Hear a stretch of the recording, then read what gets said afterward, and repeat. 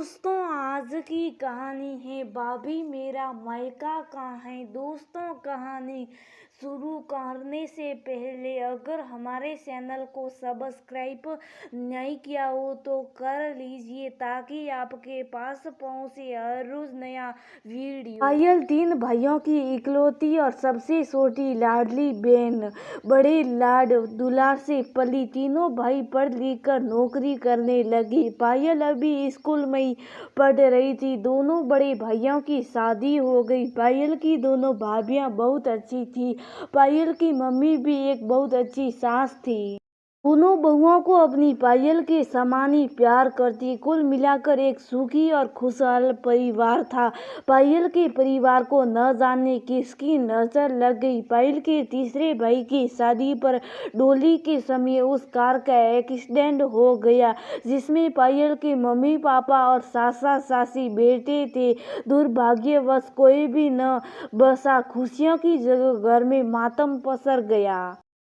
को अपशगुनी कहा तो पायल के बड़े भाई भाभीियों ने तुरंत लोगों का मुंह बंद कर दिया, ये कहकर कि होनी बलवान है, किसी का कोई कसूर नहीं। पायल तो होशो हवास खो बैठी थी। बड़ी मुश्किल से भाई भाभीियों ने संभाला। रस्म पगड़ी के बाद ही पायल स्कूल गई। तीनों भाभीियों ने बड़े प्यार दुलार से पायल को संभाला।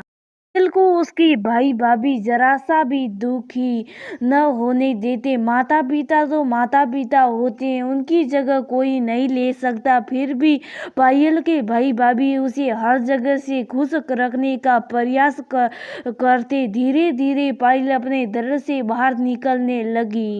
पायल की स्कूल पढ़ाई पूरी हुई। अब पायल कॉलेज जाने लगी। पायल अब बुआ भी बन चुकी थी। अपने भतीजे भतीजी से खेलती। पायल के प्रति भाई भाभीियों का प्यार कम नहीं हुआ था। पायल अपने भतीजे भतीजी को बहुत प्यार करती, उनसे खेलती। पायल का मन बहल जाता गया। पायल की कॉलेज की पढ़ाई पूरी हो गई। अब भाई भाभी उसकी शादी की तैयारी करने लगे।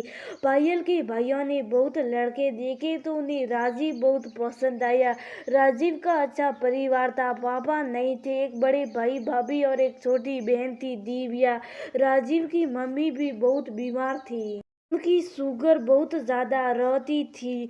पायल और राजीव ने भी एक दूसरे को पसंद किया, रिश्ता तय हो गया। पायल के भाइयों ने बहुत शानदार शादी की। अपनी बहन की माता पिता की कमी महसूस नहीं होने दी। राजकुमारियों की तरह हीरे मोतियों के गहनों से सजाकर फूलों की पालकी में विदा किया। भाई भाभीियों और पायल की आंखों से आंसू रुक ही नहीं रहे थे, भावुक करने वाले थे। विदाई के क्षण पायल विदा होकर ससुराल पहुंची।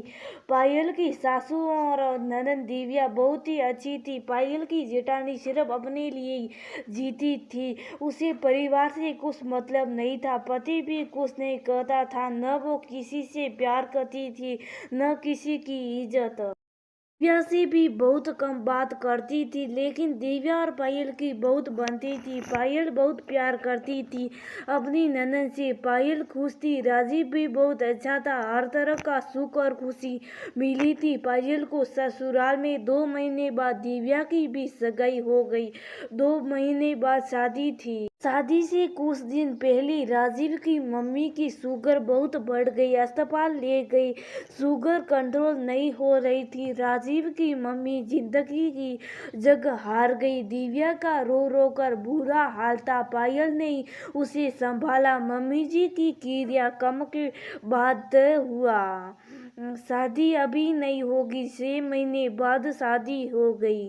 दिव्या ने एक दिन रोते रोते पायल से कहा, भाभी मेरा मायका मैं कहाँ आऊँगी शादी के बाद। बड़ी भाभी तो बात भी नहीं करती। तो पायल बोली, जैसा मेरा मायका वैसे ही तुम्हारा मायका होगा। जैसे मेरे भाई भाभीियों ने मुझे मेरे माता पिता की कमी महसूस नहीं होने दी, वैसी मैं भी तुम्हें प्यार दूंगी। जो मैंने अपने भाई भाभीियों से सीखा है बस वही करूँगी। तुम्हारे लिए सदा दरवाजे खुले रहेंगे।